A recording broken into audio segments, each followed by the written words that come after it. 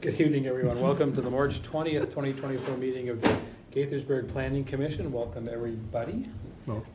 First up is the approval of the minutes from our March 6th, 2024 meeting. Mr. Chair, I had a correction. Okay. And I called in and they graciously made the quick correction, so I'm okay with the minutes. Okay, great. Is there a motion, please? Mr. Chairman, I move that we accept the minutes of March 6, 2024, as read in the record. Second? Moved and seconded. All in favor, please say aye. Aye. Aye. Opposed? That passes unanimously. And we have our consent agenda tonight. There's one item on that, and it's for AFP-9762-2024, new covered front porch and rear yard addition at 30 Maryland Avenue in the R90C medium density cluster development zone. This is an amendment to the final site plan. Did anybody have any questions on the consent agenda? Very straightforward. All right. If not, is there a motion, please? Mr. Chair, I move we approve the consent agenda as presented. Second? It's moved and seconded. All in favor, please say aye. Aye. Opposed? That passes unanimously. All right. Now we move on to our site plan agenda, and there's one of those tonight for SP-9556-2023, construction of 72 stacked 2/2 townhouse units at 1 Central Avenue in the CD Corridor Development Zone. And this is a final site plan, and presenting from staff is Caroline Seiden. Good evening, Caroline. Good evening, everyone. Staff is before you tonight to present final site plan SP-9556-2023. The application is based on schematic development plan SDP-9355-2022, which was approved by the Mayor and City Council on February 6, 2023. And as you can see from the aerial on the screen, the properties are located at the corner of South Frederick Avenue and Central Avenue, and includes 6 parcels on 7.47 acres of land. There are currently 3 addresses: 1 Central Avenue, 101 Central Avenue, and 539 South Frederick Avenue. So all of the parcels shown in red. The application comes before the Planning Commission in accordance with Section 24-168, which requires the Planning Commission to grant final site plan approval. And the applicant is also requesting approval of final forest conservation plan, ENV 9557-2023, and a minor waiver to the sign ordinance to approve a comprehensive sign package. Overall, it's staff's opinion that this proposed community will be a welcome addition to the South Frederick Avenue corridor, and many of the features proposed as part of the SDP have been incorporated in the final site plan. Going down. There we go. Including 72 rear-loaded 2/2 townhouses and associated amenities in 3 distinct clusters surrounding central green space. The proposed community dedicates an exceptional portion of the development to green and open space, including a 2.25 acre Category 2 conservation easement within the Stream Valley buffer, with natural walking paths connecting the 3 clusters of housing. The final site plan also addresses several of the issues raised by the Planning Commission at its SDP recommendation. There's signage that has been proposed to address wayfinding concerns for the units fronting South Frederick Avenue to the bottom left of the screen. And the playground at the top of the property that was originally proposed adjacent to the Duvall Funeral Home has been replaced with a dog park, and the play area has instead been incorporated in the Stream Valley buffer in the middle of the screen. Staff does continue to have concerns about the amount of activation of the Stream Valley, so there is a condition in the staff recommendation related to that. But other than that, I'm going to turn it over to John Jacobs, the applicant at One Central LLC, and continue on. Thank you. So I guess just scroll down. Yeah, Oh, no. Caroline did such a good job of overview of the site. I don't know how much I could say. Well, I wanted to say thank you to the Planning Commission for the opportunity to present tonight. In attendance, we have Phil Rhodes from AMT. We also have Amy Striegel from AMT and Mike Wilkowski. So I know I was going to mess it up. From Wells and Associates, who's our traffic consultant on the project. Very gentle. Okay. So Caroline already mentioned kind of an overview of the site, but it is an existing assemblage of 3 single-family residences that we successfully rezoned from RA to CD and received schematic development plan approval last March. As we'll kind of outline tonight, there's significant green space in the middle of the property that we're preserving because of that stream and a 100-year floodplain that's located on the site. And because of that stream and 100-year floodplain, we developed the property into 3 nodes. Distinctly at the north of the property, there's 48 units in that portion, 8 in the southwestern portion, and 16 in the southeastern. Caroline mentioned this, but they are all rear-loaded, 4-story, 2/2 units that are served by the private alleys. We've included 6 NPDU units and 6 workforce housing units. There's 182 total parking spaces, 144 are off-street, so in the garage and in the driveway, and then we have 38 additional on-street parking spaces, and that's about 1.25 times the code requirement. The community notably will be 100% electric. There's no natural gas service to the proposed development. Part of that open space in the middle of the property will be a Category 2 forest conservation easement. That's about 2¼ acres. We'll be reforesting all of that, which is 2 times the code requirement, and I've showed the reforestation plant list here. We were restricted in space to put additional amenities in. Caroline mentioned that we had initially proposed a playground in the northwestern portion of the site. After working with adjacent property owners and some concerns over visibility into their business, we settled on a dog park. It's a fenced-in dog park.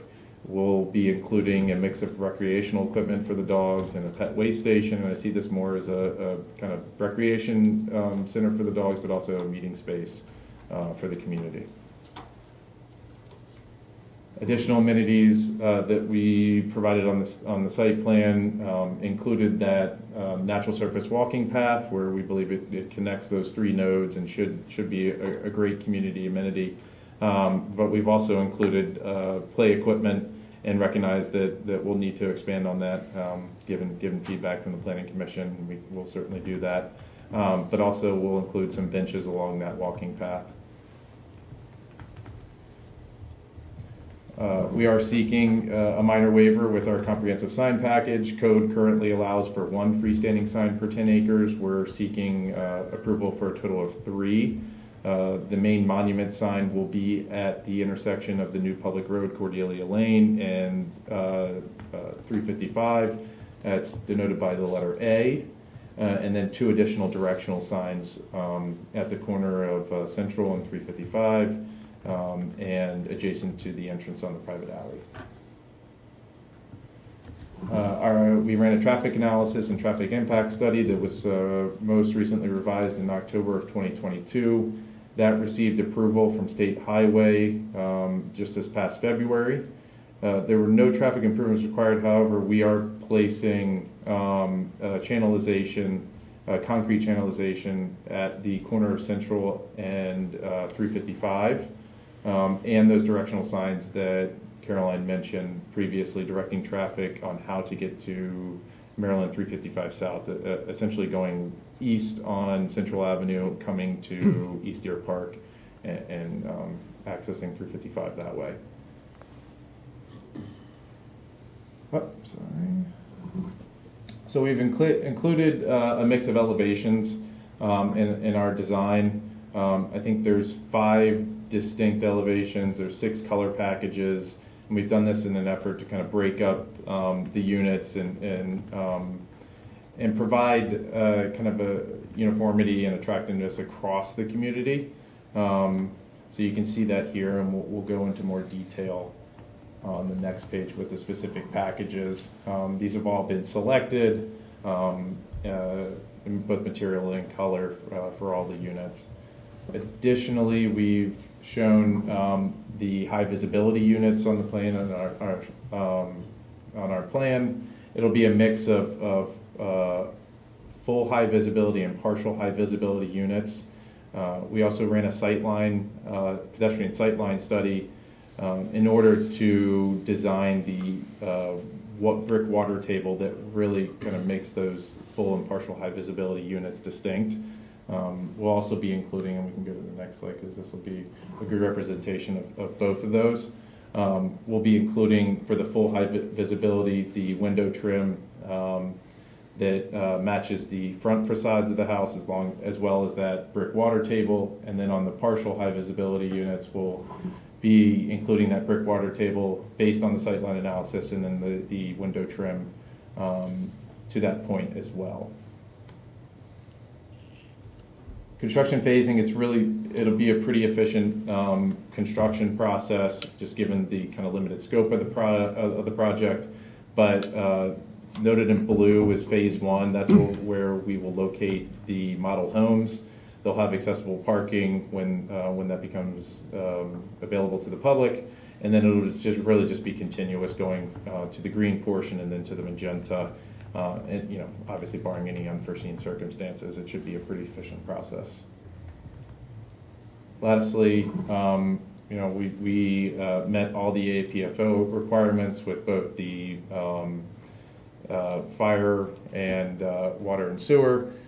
We also met the school capacity based on the city's determination in August of 2022, and then there's multiple public transportation with the ride-on stop and MARC commuter train just up the road with Shady Grove Metro. And then lastly, we'll touch on some of the comments that we received at schematic development plan. One was a concern for the wayfinding and delivery to the units on the corner of Central and South Frederick Avenue. We integrated some of different designs into the final site plan with that in mind. One of which was that directional sign located on the corner that should distinctly identify those units. And then we're utilizing both an existing and kind of proposed landscaping to serve as a natural buffer to hopefully prevent trucks stopping on 355 to deliver to those units. And then we've gone over this a few times, but providing an additional community amenities. I think a community garden was something that came up specifically at final site plan, just given the constraints of the floodplain and the buffer. We weren't able to provide that, but we did integrate the dog park, and we'll kind of expand onto the equipment and benches that we've located on the walking trail. I think that's it. Thank you. Thank you. All right. Any questions for the applicant? Go ahead. Okay. All right, this is way out of left field, as I always do. I grew up in Baltimore, and we had alleys, in these long alleys. Not me, but some of my friends would drive really fast down those alleys. And I'm looking at this one in Area A, and I was just wondering, I know you talked about the channel, but those are kind of up in the other area. But has there ever been any consideration, I know you don't have to do this, but any consideration for traffic calming measures in that long kind of alley there? The area, the alley on the yeah, where you got the 72 units, the long area A, 48 units. Yeah, the 48. D. Yeah. D. Yeah, Mike, I don't know if you want to add anything. I think we've looked at this and looked at circulation and didn't really see the need for it. Mm-hmm. Mike, I don't know. Until it is. A different perspective. Until there is. You may have a different perspective. Hi there. I'm Mike Warkowski. I'm with Wells and Associates. I think the difference here, a lot of times there is some traffic coming out there on Central Avenue and West Deer Park and that whole area. I think the difference here is there's a lot more side friction. It's short. You have direct access to individual units, so you got driveway after driveway after driveway. So I don't really see it as a through route. It doesn't seem like it would create that kind of problem because of the length of it and all the side friction. Okay. Just thought I'd ask. There was some concern, as I recall, during the preliminary hearings about Area 8, I believe it's called, where you've got the 14 or the 15, 16 units 16, sure. on 355. As far as deliveries, in other words, if a car pulls up alongside, they get out the front door of the house. not the back. So is there any, what was done about that? We mentioned that in the presentation about the signage that we've placed on the corner there. That'll be a directional sign, so, you know, directing deliveries and visitors to those units. So there'll be a no parking zone essentially in the front there. Sure, yeah, that's a through lane, so there's Right. certainly no parking, and then, you know, additional kind of landscape buffer as well. Okay, Yeah. thank you. Yeah, that good point, yeah. Yeah. Any other questions? No? And I look on the screen for folks online, there's nobody attending. Sorry about that. Is there anyone in the audience who would like to comment on this application? All right, so, low attendance tonight. What's the recommendation, please? Staff recommends that the planning commission, based on the exhibits submitted, the applicant's testimony, and the staff report findings and recommendation, grant final site plan approval, SP 9556, 2023, and final forest conservation plan, ENV 9557, 2023, finding in compliance with sections 24170 and 24171 of the city's code, with 7 conditions that are all listed in your packet. Great, thanks. Any questions on the conditions or the recommendation? No. All right, so for discussion, one of the things that I wanted to kind of poll the commissioners on, and maybe we're spoiled, but when we talk about key lots and key elevations, whatever we're calling it, we're used to seeing a little bit more thoughtfulness on how those are resolved, not just a little bit of extra brick on the first floor. And I'm especially concerned with the ends of the elevations. Actually, I don't have the one that's labeled, I just have the site plan in front of me. But the ends closest to Frederick Road. Some of that will be softened by landscaping and things like that, but I think, yeah, so B1, B7, B6, those ones that are out close to the 255.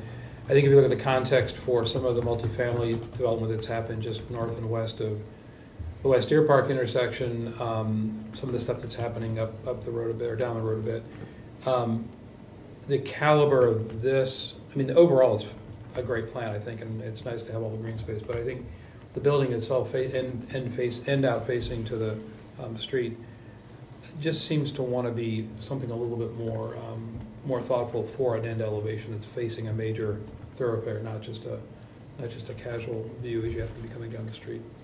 So that's my question or concern. Anybody have any similar concerns? I share that concern, and I think for me it is just that B1, B7, B6. Right. I think presenting to 355 is different than presenting to Central or presenting to your own tenants. There's so much, tree cover in the center of this property. I have no particular worries about, B4, B3, B5. I think we want to present something nice to the neighbors, and you want to present something nice to your future tenants, or future residents. But I think from a city standpoint, from a master plan standpoint, it's those end units that face 355. And to me, on the units that aren't facing 355, it almost, is almost less appealing to have 12 feet of trim and brick and, simple siding. Yeah, the turn the corner thing is a lot too. But Yeah, it often stands out to me as, yeah. Unless there's a move architecturally in plan, which you're not having, right? So there's no real reason for that material to change. It just ends, which is it's an odd condition. I think to tag onto that, my number one complaint with end elevations on this project, and probably 3/4 of the projects we see, one is materials, but the other is, and I totally get how this happens, windows that look like they were blasted out of a shotgun onto the facade of the building. As opposed to the front elevations that are regular, that are sort of very classically planned. Yep. And they're like, I'm seeing probably 1, 2, 3, 4 or 5 different sizes of windows and all sorts of randomness. Yeah. And so you could do nothing to the materials and make that a very nice elevation with some rigor in window placement. That's right. Especially on those elevations. That's a very good point. And I was just wondering, is it this way because of the floor and where the window is, in addition to the design? Well, and they were laid out to be hidden. They weren't laid out to be an end elevation that faced a major state highway thoroughfare, city artery.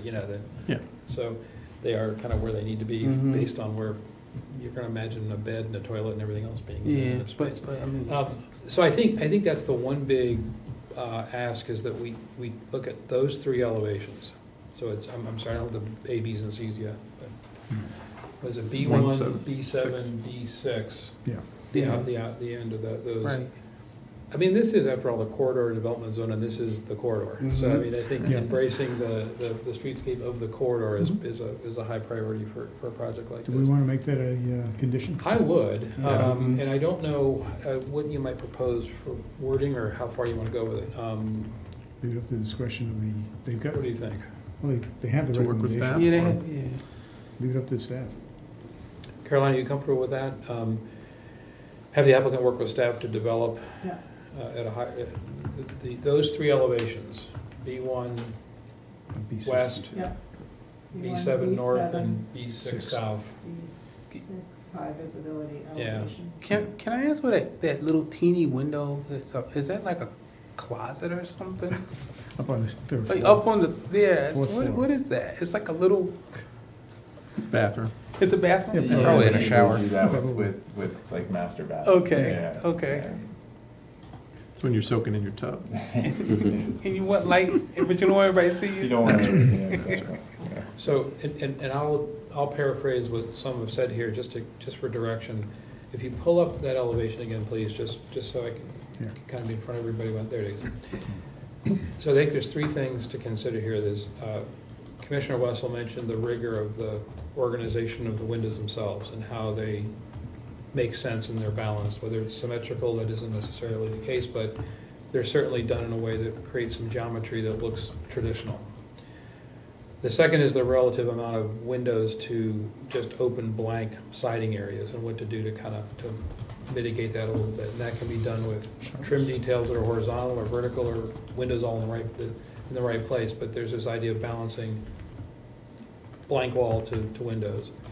And then the third is materiality, so that it may make sense to pull the brick or stone or whatever the lower level material is up another story or half story or something like that. I mean, whatever makes sense. Right. That's for you guys to work on. But the idea is that this is a front of a building. This isn't a side with a little additional detailing. It's a front. And I know you're constrained by essentially an established model. But you have a good team around you. I'm sure they can move some walls and move some windows and figure it out. Certainly. I can We'll point do- to some we'll in the do our city that have best. done that. It's really not that much of a stretch. Yeah. So I'd like to put a condition in, if you all agree, Yes. to Yes. get those three A condition. elevations tweaked up a bit. But then I'll end by saying, on an up note, what a really nice site this is going to be for the Yeah. homes that are Yeah. there with the green space. I absolutely agree. You all did a fantastic job with the green space. It's just beautiful. Well, I had no choice. It's It's like just a, straight- I know, but it looks like a park. Don't take away. That's the advantage of having an old stream down the middle. Yeah. Just a question, will the dog park be open to the public or strictly to the residents? You know, it will be private property. Well, it's a forest conservation easement, so, Yes. It has an HOA, and Yeah. those homeowners aren't going to want to insure to the public. I understand, I Right, just want to yeah. make sure that that's. Yeah. probably not much you can do to prevent. Yeah. Who knows? So, Caroline- HOAs have done weird things, so who knows? Anything's plausible. Yeah, anything is Right. possible. Oh. There you go. And by the way, you know, the amount of work that went into the design of the sign itself, Yeah. that was really well done. Yeah, Think about it's that good. for the buildings themselves. I'll pass Yeah. that on. It's a beautiful sign, for sure. I mean, if you can get a sign to look that nice, you can Right. certainly do it to the end elevations. Caroline, do you want to help with a draft of that condition, please? Sure. Applicant to work with staff to develop enhanced high visibility elevations on B1, Six and B6 B7. and B7 to improve window placement, pattern, and materials. Okay, Got it. She got it. good.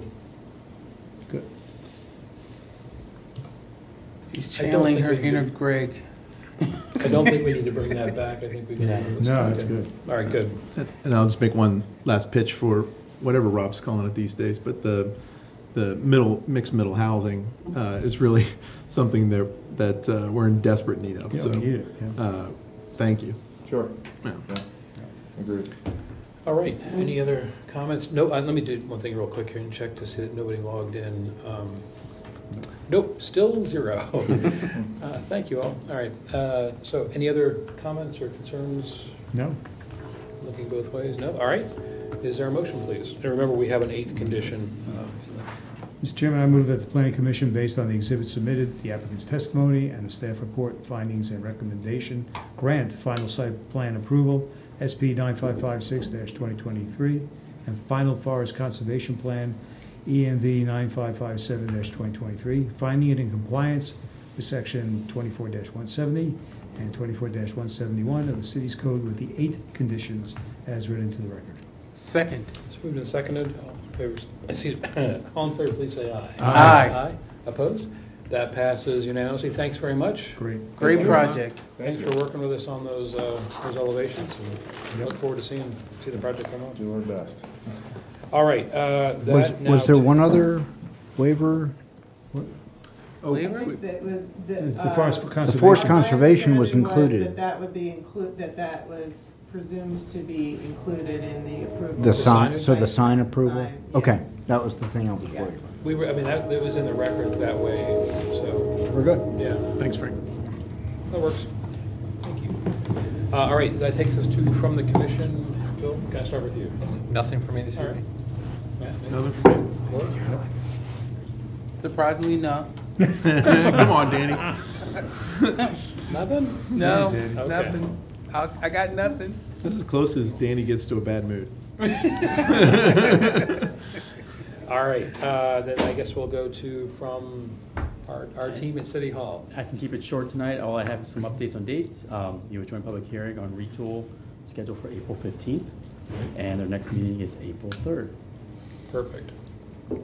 We'll be here. At least I know most of us will be. I don't know. You know better than I do. And I'll just wish everybody a happy spring. Why, thank you. Thank Thank you. you. Vernal equinox hit yesterday. Not today, but coming with all the wind. Oh, yeah. But technically, it happened Technically, yesterday. right. Perfect. All right, if there's nothing else, Great. have a good evening. We're adjourned.